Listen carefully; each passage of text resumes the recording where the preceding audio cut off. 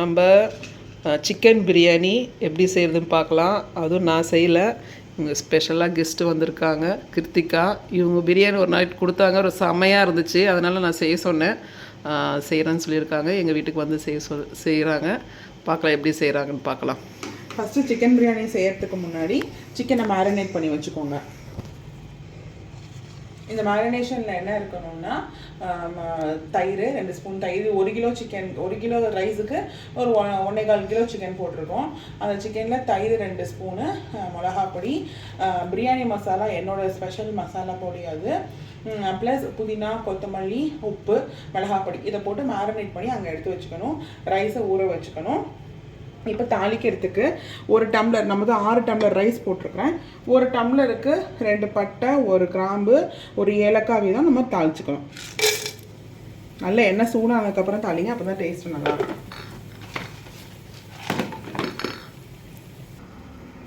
இப்போ 6 டம்ளர் ரைஸ்க்கு பார்த்தீங்கன்னா 1 டம்ளருக்கு 2 வெங்காயம், 3 பச்சை மிளகாய் எடுத்து வச்சுருக்கேன். பச்சை மிளகாய் நான் கீற மாட்டேன், அப்படியே போட்டுடலாம்.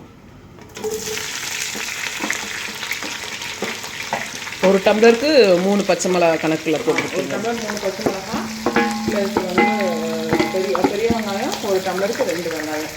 ஓகே. இப்போ அது நல்லா ப்ரௌனாக நல்ல ப்ரௌன் ஆகிடணும். நல்லா வதங்கணும்னா உங்களுக்கு நான் காமிக்கிறேன். ஓகே. பார்த்தீங்கன்னா நம்ம பிரியாணியோட இது நல்லா வதங்கிருச்சு. இப்போ என்ன பண்ணணும்னா, நம்ம இஞ்சி பூண்டு பேஸ்ட்டு இதை ஆட் பண்ணுற டைம் கரெக்டாக இருக்கும். இது எப்படின்னா, இது மாதிரி இந்த டீஸ்பூன் எடுத்துக்கோங்க. இப்போ நம்ம 6 டம்ளர் போட்டிருக்கோம்னா கரெக்டாக 6 டீஸ்பூன் இஞ்சி பூண்டு பேஸ்ட் போடணும். 1,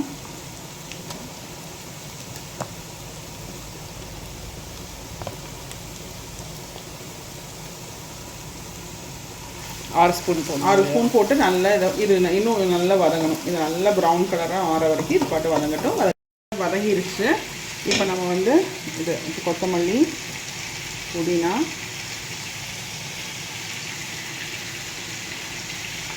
இது கொஞ்சம் நல்லா வதங்கினதுக்கப்புறமேட்டு ரொம்ப வதங்கணும் இல்லை, ஒரு 2 நிமிஷம் வதங்கினதுக்கப்புறம் கட் பண்ணி வச்சுருக்கிற தக்காளி எப்படின்னா, 1 டம்ளருக்கு 1 வித தக்காளியாக நான் 6 தக்காளி கட் பண்ணி வச்சுருக்கிறேன். அதை இதில் சேர்த்துடலாம். இப்போ இது நல்லா வதங்கிருச்சா பிரியாணிக்கு? நல்லா வதங்கிருச்சு. இன்னும் கொஞ்சம் கூட தக்காளி வதங்கணும். அதுக்குள்ள நம்ம என்ன பண்ணலாம்னா, நம்ம பிரியாணி மசாலா ஆட் பண்ணிடலாம். நம்ம 1 கிலோ மீன்ஸ் 5 டம்ளர் ரைஸ்னால் 1 கிலோ பிரியாணி போட்டிருக்கோம். அதுக்கு இதில் வந்து ஒரு 1.5 ஸ்பூன் பிரியாணி மசாலா போதும். ஓகே. இது நீங்கள் ப்ரிப்பேர் பண்ண பிரியாணி மசாலா.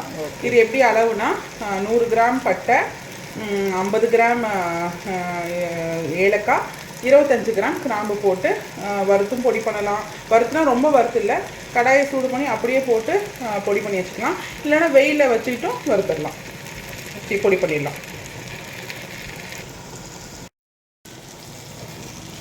இப்போ நம்ம மேரினேட் பண்ணி வச்சுருக்கோம் பார்த்தீங்களா, இந்த சிக்கனை நம்ம இதில் ஆட் பண்ணிடலாம்.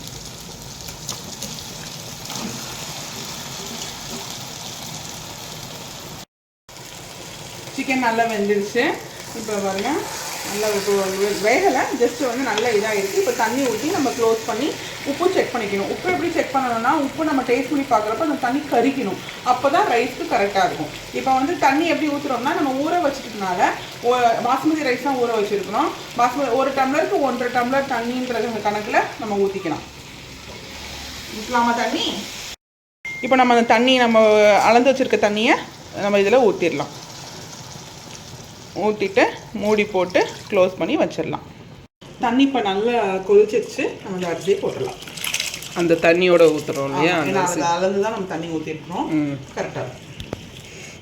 இப்போயே அரிசி இன்னும் போடலை, அதுவே கம்மன்னு நல்லா வாசனையாக இருக்குது. பாப்பா ரைஸ் வேந்தோடனே எப்படி இருக்குன்னு சாப்பிட்டு பார்த்து சொல்கிறேன்.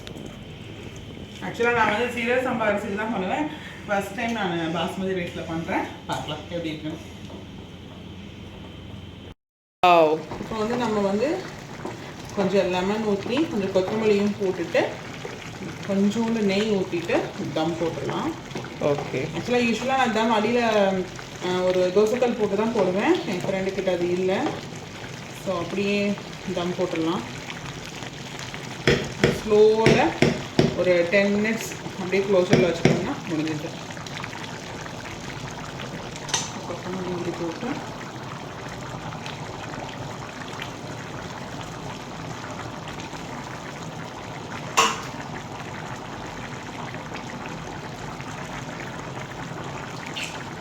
பாதி லெமன் பொழியணும். போதும். தயிர் போட்டிருக்கோம், தக்காளி போட்டிருக்கோம், அதனால் பாதி போதும். ஓகே. ஒரு ஸ்பூன். ஓகே.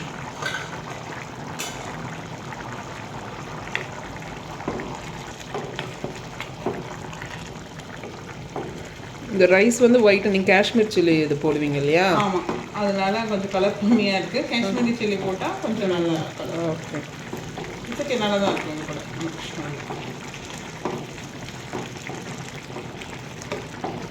இப்போ ஸ்லோவில் வச்சு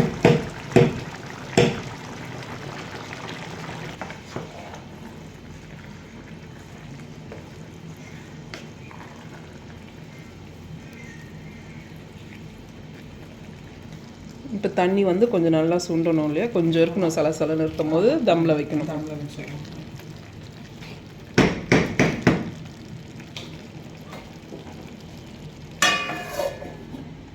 வைக்கிறோம், அது ஓப்பன் பண்ண ஒரே ஒரு செகண்டு.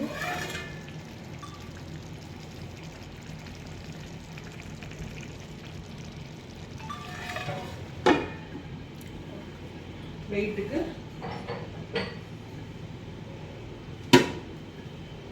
இப்போ என்கிட்ட தோசைக்கல் இல்லாதனால இந்த பிளேட்டு வச்சுட்டு இந்த வெயிட் கொஞ்சம் வச்சுருக்காங்க.